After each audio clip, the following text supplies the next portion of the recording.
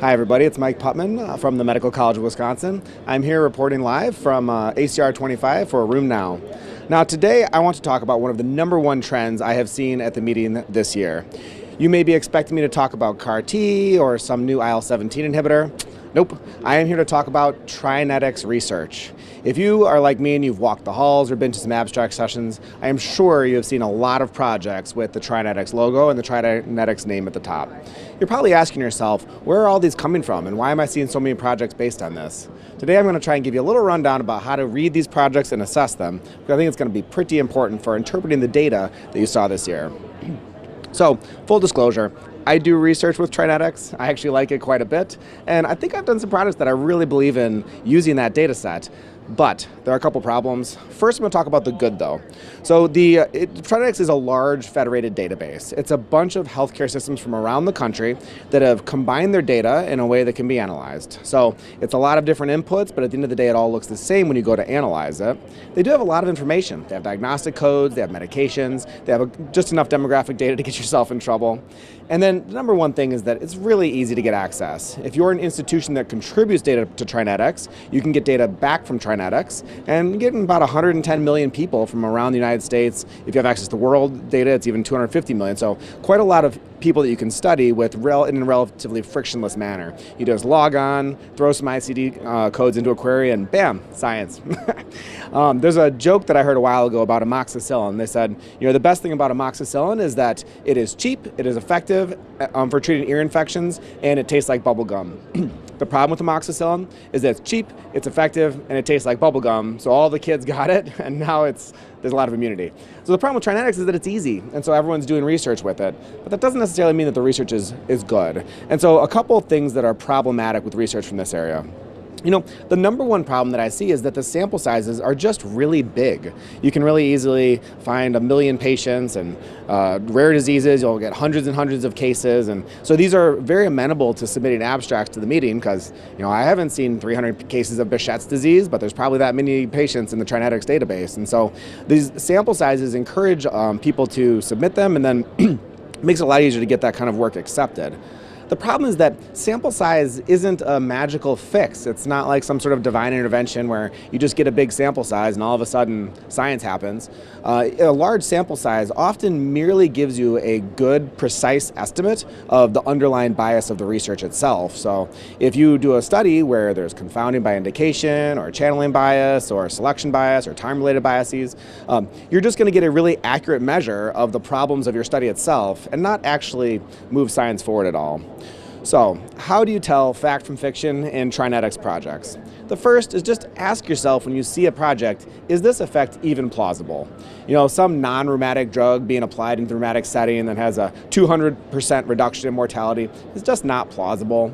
Some drug that we have studied in a randomized controlled trial, and we have a pretty good idea of its effect size, and maybe it's kind of marginal, and then we compare that head-to-head against one of our tried-and-true therapies that we know work really well, and it beats it out, that's just not plausible. So use your sniff test as a rheumatologist to ask yourself if whatever the purported association is could even be really plausible at all. The second thing to think about is just to ask yourself if the patients being studied even had the underlying disease itself. Now, we all know about diagnostic coding. I'm guilty of this myself.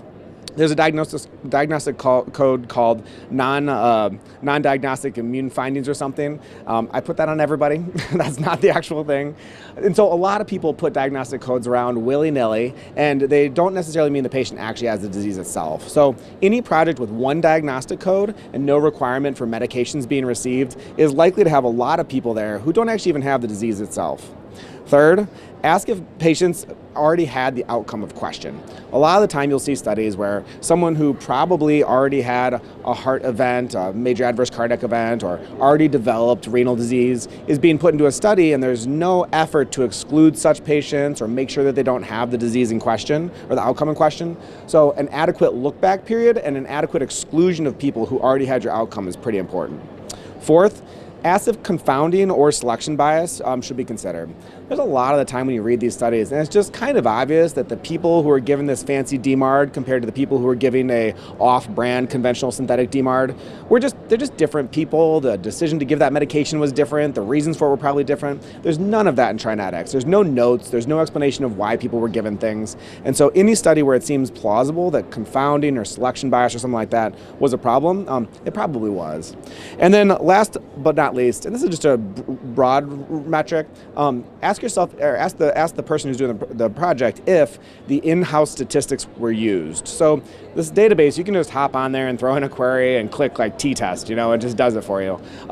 It's very unlikely that projects designed in that way have adequately assessed for the biases that I'm talking about. Most of the groups that are doing good research in this area, and there are a lot of groups that are doing good research in this area, are looking at the raw data and they're applying all of the modern fancy stats and statistical methodologies to it. Just saying I logged onto Trinetics and used the propensity scores is just not enough. So in conclusion, I don't want to be mean to all these studies doing Trinetics data. This is not a new thing. We've been doing observational studies with questionable conclusions forever. It's a thing that we've always been doing in medicine. So Trinetics isn't necessarily the problem, but it's amplified a problem that already exists, which is that a lot of observational data is not true, or a lot of observational findings are not true, and it's given them these sample sizes that confer an air of plausibility about them that is probably undeserved. So really, at the end of the day, the onus is on you. You have to be a physician who's capable of reading and interpreting the medical literature, and when you see something that's a purported finding, you need to critically appraise it and ask yourself, like, is this real, and should this be affecting my management? So hope that was interesting. I hope you saw a lot of great things at ACR 2025. Thank you for tuning in.